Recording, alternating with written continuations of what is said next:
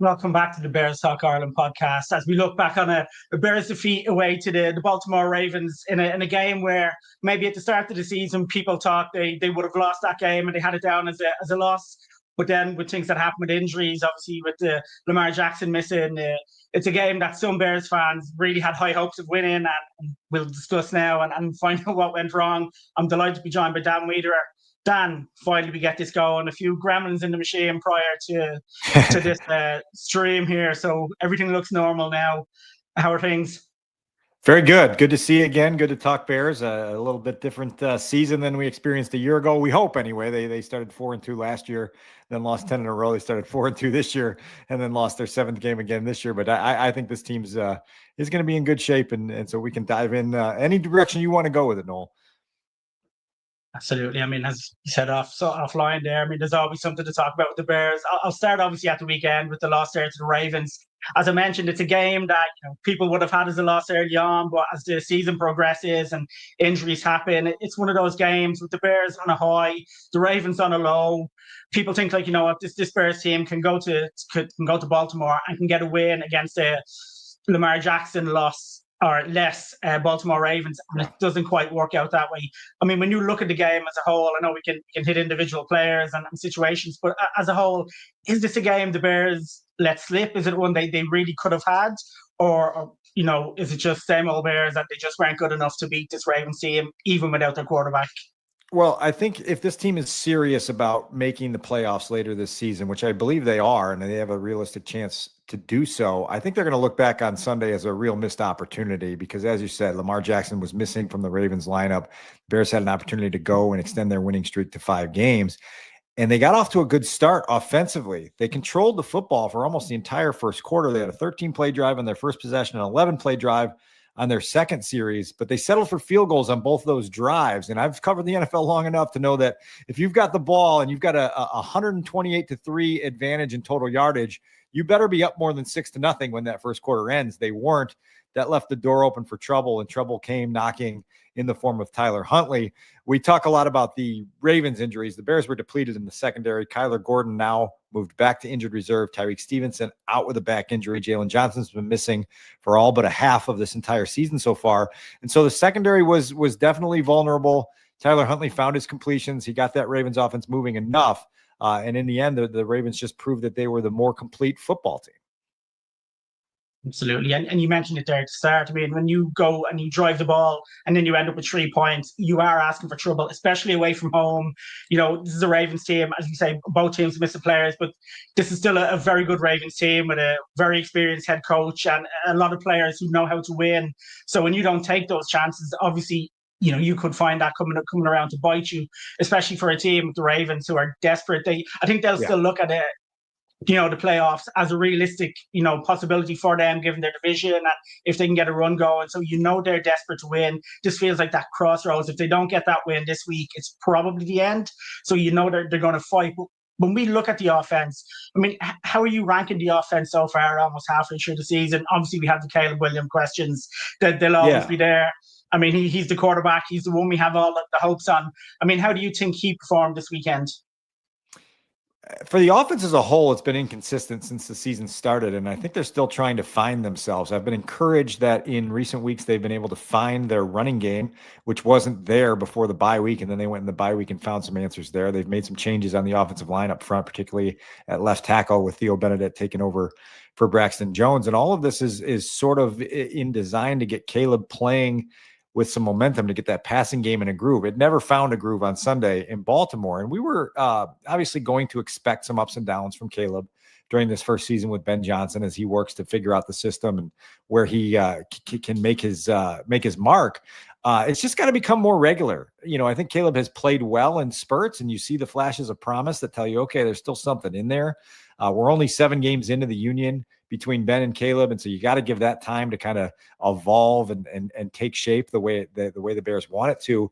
But I do think that the quarterback has to play better in big moments. And big moments aren't just at the end of the game when you got the ball down 3 in the fourth quarter, backed up near your own end zone, and you throw an interception. It's also like we talked about just a minute ago when you have control of the game in the first quarter and you're inside the red zone and you've got second and goal at the 3.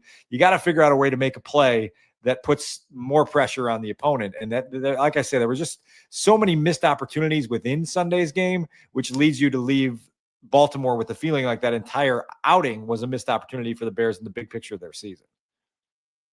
Yeah, and actually talking about Caleb Williams and that quarterback, I mean, it feels like a number of times over the years we've had seasons where, it's not been about what the team does. It's been about, is Mitch the quarterback, yes or no?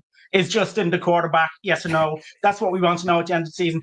Are we in another season where the main kind of purpose to this season, okay, we want to make the playoffs, we want to win games. Obviously, we have this new coaching staff and Ben Johnson. But are we in another season where it's, okay, at the end of this year, we need to know, is Caleb the quarterback or not? Or is that kind of one of the more important kind of factors of this season as we go along?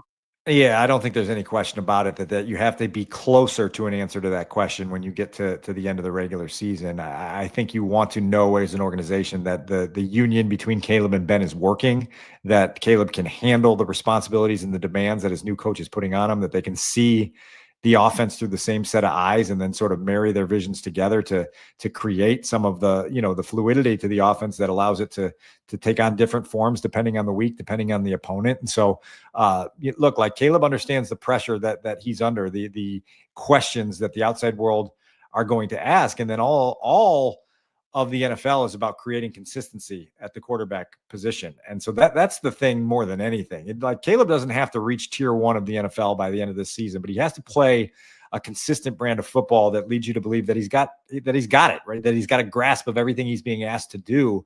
Right now, there's still a lot of wait and see in that regard. And the Bears are going into the teeth of their schedule now a little bit in this stretch of November. That's going to give us a lot of answers before we flip the calendar to December.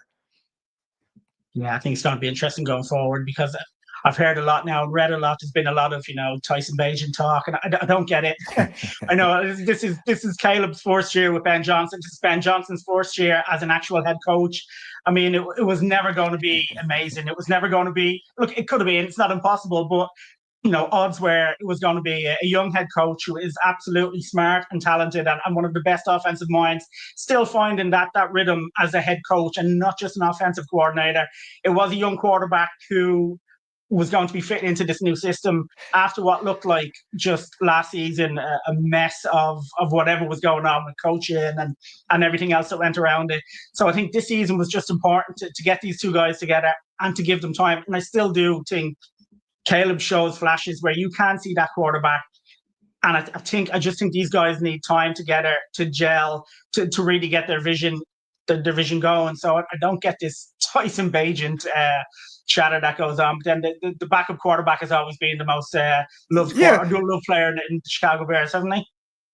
Well, I'll explain it in a different way slightly, because you did bring up the names just a few minutes ago of Mitch Trubisky and Justin Fields. And so you have a fan base that is so scarred, a fan base that has taken the leap of faith several times before and wound up splatting onto the hard pavement when they took that leap of faith. And so I think some of the calls for Tyson Bagent are almost a premature reaction to reaching for the parachute of being like, oh my God, I don't want to go splatting on the concrete again with a quarterback that I've got to live through, 3-4 years of struggle with before I realize that he's not what we expected him to be. And so, look, I get it. I get the irrational fan base impulses to call for those things. I will say this, like you just articulated very well, like you have to give Caleb and Ben time to gel together. You have to give them an opportunity to meet each other where each one of them needs to be met in this relationship. And so 7 games in is far too soon to start reaching for that plug and yanking it out of the wall. At the same time, the quarterback does need to start clearing some of the bars that his head coach puts out there for him. We've talked a lot since the spring, since the summer, into the fall about Caleb handling pre-snap operational stuff. And he's made incredible improvements with that, but it's still not where it needs to be for him to be an elite quarterback in this league. And so there are a lot of little things like that need to start improving so that people can start to feel that growth every single week that they watch the Bears play.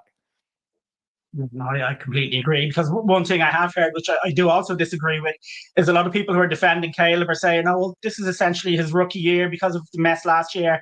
But I don't buy that, because he was still an NFL quarterback last year. He still got up to speed with the game. He still got to understand what it was all about. So you would expect obviously that little bit more. I still think he's talented enough to get there. I just think these guys need that little bit more time to get their system gel together. But again, look, Dan, we'll talk about this a lot more before the end of the season, I would imagine, and hopefully this will be the last year we have all these quarterback conversations. But I doubt it. Probably.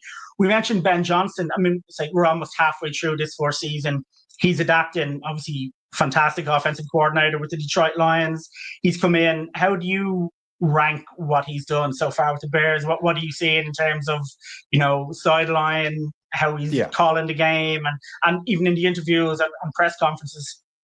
I'll take this in two directions, because the first direction I'll take it is Ben as an offensive overseer, and his credibility coming in from Detroit with what he accomplished with that Lions offense is it's in cement, right? Like, you don't have to question and second guess, is this guy cut out to call plays successfully in the NFL? Because we've seen him do it at the very highest level of the sport in the NFL for several seasons. And so that track record is there. That gives him credibility in the outside world. It gives him credibility in his own locker room, where there's not doubt and hesitation when they hit some bumpy patches. And so I think over time, you're going to see the fruits of Ben's offensive brilliance, his ability to put players in position to succeed, his ability to create situations where the offense can really get in a groove. And we've seen it in flashes this year. This game Sunday in Baltimore was the first time all season that they hadn't reached 20 points in a game. And I know that's still sort of a modest bar, but that's still significant that the first 6 games of the year, they had top 20 points and had gotten their offense,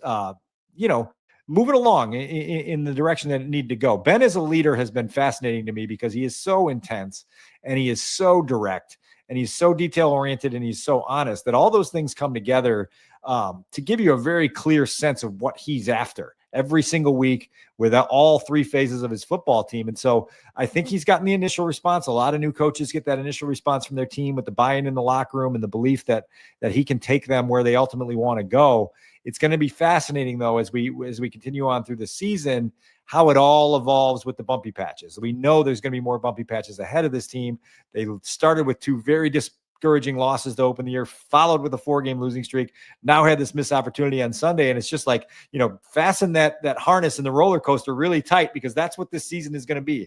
Everyone expected this to be like an 8 or 9 win football team. They seem like they're still on that trajectory. And so along with that, a head coach has to be able to guide his team through the highs, the lows, and all of the correction processes that come with both wins and losses. Absolutely. And another thing we talked about earlier on the offense was that run game. You mentioned that there was issues with the run game prior to the bye week. They go off in the bye week, they come back the next couple of games. It really seems to pick up, and they seem to put a lot of emphasis in it. Previous game against the Ravens, it's not really there. I mean, how do you sum up this run game so far this season? And do you think Swift is the kind of player that can legitimately carry a team's run game for the season? I know we have Manon guy coming in, starting to take up a little bit of slack, and he's looking like a player who, is starting to kind of take to the NFL and looks like he could be a good player. But still, you're looking at Swift taking the bulk of that. And, how do you see this run game so far? And can it get better, or is it kind of what it is? It can get better. And personally, I really enjoy DeAndre Swift, because he's one of those pros that you can really count on. And he's popped up on the injury report the last several weeks and missed some practice time with various injuries, but he always gets himself ready to go on Sunday. And when Sunday comes around, he's playing his hardest. And he's a low maintenance guy, a low drama guy who takes his responsibilities very seriously and tries to commit to them every single week. What we saw in the game against the Commanders, what we saw in the game against the Saints, was a running attack that found a rhythm. They came out of the bye week understanding that they didn't need to reinvent the wheel to get that running game going. They just needed to be better in a lot of different areas. It's guys on the perimeter blocking better. It's the running backs understanding their footwork and where their tracks on certain runs are supposed to go. It's the offensive line being a little bit more in sync with some of the combinations blocks they have up front. And they found answers. You saw it against Washington. You saw it against New Orleans. Part of the reason I don't think it clicked in Baltimore is because the Ravens kind of just took control of that football game in the middle 2 quarters, in the second and third quarter. And you just didn't have as many possessions or plays as you're used to having in that stretch. And so they're going to have to get back to it. They're going to have to get back to it Sunday in Cincinnati against the Bengals defense that is not, one of the top tier defenses in the NFL. And so there should be opportunities to get going. And that running game is instrumental to loosening up some of the things on Caleb, to creating more play action opportunities, to getting your offense capable of scoring touchdowns instead of settling for field goals. And so we'll see that area of this team continue to improve, and hopefully it makes as big of a jump the rest of the season as it made from, weeks 1 and 2 to this point here in week 9. Yeah, I think you're right. I think it's so important this run game gets going for this Ben Johnson offense, and just to give the quarterback that little bit of help and take that little bit of pressure off. My worry is, I like DeAndre Swift. I think he's a good home run hitter when the offensive line can give him a gap. I just worry at times he doesn't seem to find his own gaps when he needs to. Like if they give him that hole, he can absolutely exploit it and he can take off. Just sometimes I don't think he finds holes when maybe you just need that running back to do something a little bit different. But again, he has shown he can hit that big run. So hopefully it's going to continue. I mean, I think one thing that isn't going to help him and isn't helping his team is penalties. We talk about the new coaching staff, and we have our issues with last year's coaching staff, and we didn't like certain things. They weren't able to kind of put a stamp on and kind of or stamp things out. Penalties this year are killing this team. I think it's probably about 9 penalties a game. It feels like I think there's only Jacksonville maybe or worse in the league. I mean, what is going on here? This is something right from preseason that was there, and like, how can they get a grip of this? Because it takes a lot of yards off a team each and every game, which is so tough then to claw back constantly. Excuse me. I just wrote about this today at The Athletic, and it is it's a problem that's become a plague for this team because it's been so consistent through the first 7 games. Like you said, they're averaging 9.2 penalties per game. And only Jacksonville is worse in that regard. On Sunday in Baltimore, they had 11 penalties committed by 10 different players. That's a problem, right? Like you cannot have that number of mistakes pop up and bite you. You got a couple intentional grounding penalties from Caleb. You got a DeMarco Jackson illegal formation penalty on a punt that Torrey Taylor angles out, down to the 1 yard line. And you've got a chance to put your defense on the field with Tyler Huntley and the Ravens offense backed up near their own end zone. And then you have to re-kick it because of that illegal formation penalty that then costs you 21 yards of field position. Those little things jump up and bite you, and they cost you against good opponents like they did on Sunday. False starts have been an issue all year. They got 16. That's the most common penalty that the Bears have among the 72 that they've had this year. 16 of them have been false starts. That's got to get corrected. It's been across all 3 phases. Sunday was 4 offense, 4 defense, 3 special teams. It's been, like I said, 10 different players combined to commit 11 penalties on Sunday. So it's everybody. And so they've got to get that figured out. They've got to get it figured out in a hurry. This cannot be the identity we're talking about the Chicago Bears when we get beyond Thanksgiving. We'll give them these next couple of weeks to slowly improve in that area. And then you start demanding drastic improvement, because if not, the season's going to go down the drain rather quickly. Absolutely. And as I say, I mean, last year's coaching staff, I think we'd probably expect this kind of thing, given, how things kind of spiraled out of control there. Is it surprising to you with this new coaching staff and Ben Johnson and how tough they are and how smart they are, that this is still kind of happening and they haven't quite been able to, well, I say quite been able, they haven't been able to get a grip with it at all so far? It is a little surprising just because Ben is so detail oriented and he is so such a almost obsessive and a stickler for those details to be very specific. You've just got to find answers, and he's called this week for more locker room ownership of the entire cleanup and improvement effort, and so that we're going to see if the players inside that locker room can be sort of responsible for getting this cleaned up. I asked Ben specifically on Monday what he's looking for in that regard, and he just said, if you see something, say something. That you just can't walk past mistakes in practices. You got to get it cleaned up. You got to make sure the practice habits and the work habits are where they need to be. Otherwise, you're going to have sloppiness that pops up on game day, and the sloppiness, again, you can get away with it against the Saints. You can get away with it against the Raiders. You're not going to be able to get away with it against legitimate teams, and they're going to be facing a bunch of legitimate teams coming up here soon, and so they've got to make sure that they help themselves without shooting themselves in the foot as often as they have. Absolutely. I think they have some really tough games coming up after maybe the Bengals, the Giants, and then you've got a kind of a tough run of games coming. Mentioning the Bengals, obviously this weekend we're going to be playing them. They have a defense which you really would look to exploit, but they have an offense that could really put teams in trouble. What have you made of the defense so far? Dennis Allen, we look at that secondary, they've had some tough injuries all year, yet they've still been taking the ball away, finding up front really kind of hard to get at the quarterback. I mean, overall, how has the defense looked to you, and how important is it this weekend? With those two wide receivers, and Flacco's come in, and he's been that kind of experience, calm, and presence to really help them get back on track again. This week terrifies me because of the receivers that you're facing with the secondary that you may bring to the field. I don't know what Tyreek Stevenson's status yet is for this week. If he's not back, you're left with that same sort of group that you had Sunday in Baltimore, which is Nashawn Wright and Josh Blackwell and Nick McLeod, and guys that are going to really have to be at the top of their game to even consider slowing down Ja'Marr Chase. Since Joe Flacco got in the Bengals lineup, or in their building really just 3 games ago, he has thrown 54 passes to Ja'Marr Chase. It's an enormous target volume between a quarterback and a receiver. And so where that entire offense starts. Flacco has also been able to get the Bengals running game going, with Chase Brown showing signs of life that he didn't have before Flacco arrived. And so the Bears know what they're up against. They've faced Joe Flacco. They faced him in Cleveland just a couple of years ago. They know he is going to be a tough out, right? A tough guy to beat if you don't cause him some discomfort and get some of those takeaways going.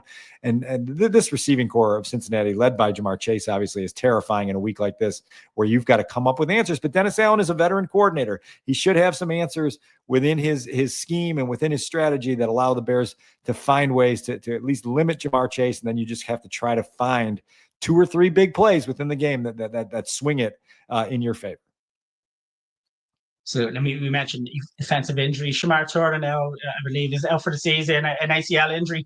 How disappointing is it for a second-round pick who, his season started really slowly. Obviously, there was issues at the start, and he kind of came in, was playing catch-up.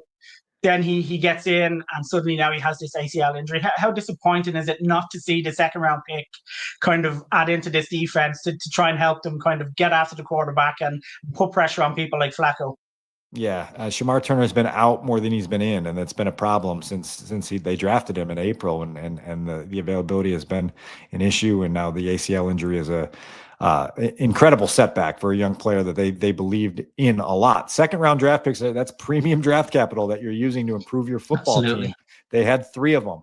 None of them are really contributing right now. Shamar Turner now, obviously, as you said, headed for IR with the ACL tear. Ozzie Trapillo is just a backup right tackle at this point, and Luther Burden is playing behind a pretty loaded receiving core and contributing in flashes, but certainly not an every week difference maker. And so, man, like these are the things that prevent a team like the Bears from ever becoming consistently competitive. You go look at the Detroit Lions draft classes, and you see how they put together the core of their roster that has put them in position to contend for the division championship and talk about Super Bowls every single year. And then you compare that to some of the returns on investment that the Bears have gotten out of their draft classes. It's night and day, and it's scary because you need your draft classes to sort of be the heartbeat of everything that you're trying to do as a football team.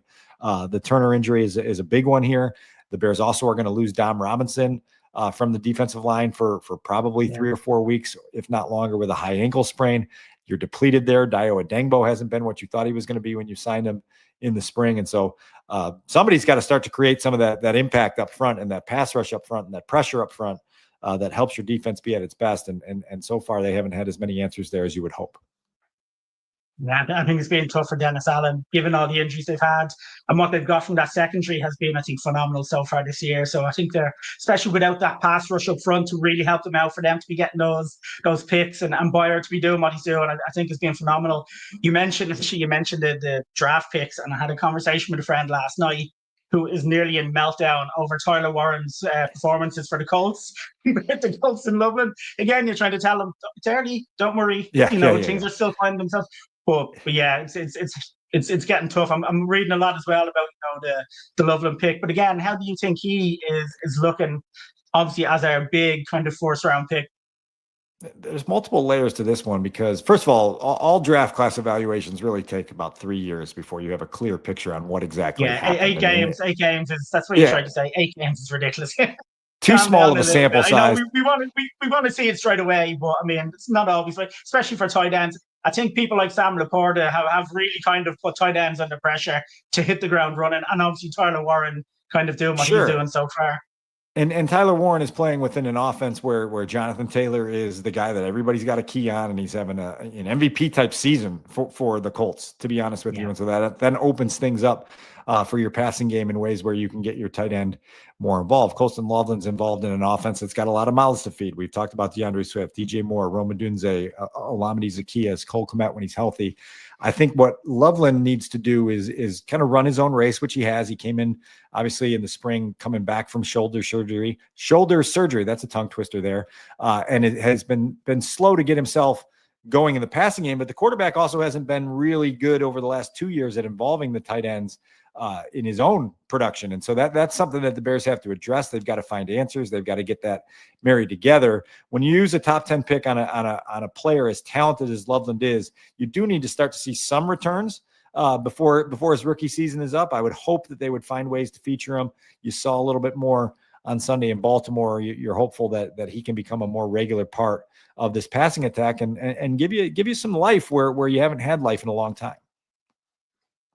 Yeah, no, I think he's a good young player. I think he will come and develop in time. As you say, just players develop differently. And again, it depends on what you've got around you, how things are being, how things are playing now. But he's a good young player. I think looking at this weekend now, Dan, should we be taking the over? A Bears offense against a terrible Bengals defense, and I wouldn't say it's a terrible Bears defense, but it's a depleted Bears defense against an awesome, tandem of T. Higgins and Jamar Chase. I mean, are we taking the over on this one? I don't know what it's set at, but I certainly would be up for a fireworks show. It'd be fun to watch. It would be fun to be a part of it. It seemed like that Bengals Jets game was an exciting one with the Bengals blowing that lead late in the game. I think that one got up to 77 total points, right? 39-38 Jets at the end of that one with Justin Fields getting that victory, just 6 days after he got benched. And this is a wild league, and you never know what to expect. I would love to see an offensive performance for the Bears where they really find a sustained groove where you're just like, okay, touchdown, field goal, touchdown, field goal, right? Like it would be nice to have one of those sequences. This would be a week to hopefully do that. And to your point, the Bears offense may have to keep up with this Bengals offense. You may be in a game where it's a pinball machine scoring system and you just have to find a way to keep up. And if you get in one of those games, that's really going to test your young quarterback to see what he's made of in those situations. And it'll be fascinating. It'll be interesting to see what happens Sunday out in Cincinnati. Yeah, I'd take a good 39-38 win. If that's the way it goes, that would be absolutely fine. Do you think it's important for the offense to get that balance right this weekend against a defense that's struggling? As in, you want to see Caleb take maybe a next step and look like he did against, say, the Cowboys, and you want to see that run game look like it did those couple of games after the bye week, and you want to see it kind of married together. Is it important when you come up against defenses that you should be taking advantage of, that you actually do make these things happen? There's no question, and particularly when you have a play caller like Ben Johnson, who's one of his greatest gifts is being able to take apart the specifics of an opposing defense and find out where they're vulnerable and attack them where they're vulnerable. And so you would imagine that Ben's been in the lab here, putting together a game plan that's going to position this team for success. And now you need to see the team kind of follow that lead and put a bunch of production on the board so that you can start to feel that confidence. And again, that identity starting to form where you know who you are as an offense. And we're not talking every week about penalties and quarterback inconsistency. And we're talking about, oh, wasn't that cool? The 5 touchdown drives that they had against an opponent that they gave them the opportunity to move the football. Absolutely. How look, a few points and a win would be absolutely nice. Dan, really appreciate you taking the time. Since the last time I talked to you, you're now Dan Wiederer of The Athletic. How are things going there? Congratulations on the move. Thank you. I appreciate that. It's been a wonderful transition for me at this point in my career. A lot of fun, an opportunity to do a lot of great stuff with a great team around me. And so I've been very, very excited. Thanks for mentioning that, because it's been a fun change here in 2025 for me. Well, congrats on that. And look, if you want to let the guys know if you have anything coming up, if anything out there now or anything coming up that should be kind of keeping an eye out for. Well, I will tell you this, that the Take the North podcast, which I co-host with Mark Grody here in Chicago, is headed for its 400th episode this week, Noel. So we've got a special episode coming up this week. We usually do 3 or 4 of those per week in season with the Bears. And so you can find that wherever you get your podcasts. And it's a very comprehensive listen. We don't leave many stones unturned on that one. And so join us this week and for the rest of the season over there, and you'll get a lot of intel. Absolutely. One of my favorite, and I'm not just saying this because you're here, it's genuinely one of my favorite shows. Every week, once it drops, it'll be downloading that and listening. So I'll be really looking forward to that. I'm sure anybody watching here is well aware of the show. Anyway, if you're not, definitely check it out. Dan, again, thanks so much for taking the time to jump on. Hopefully, maybe I'll get to talk to you again during the season when my voice isn't going. Everything has gone wrong today, Dan.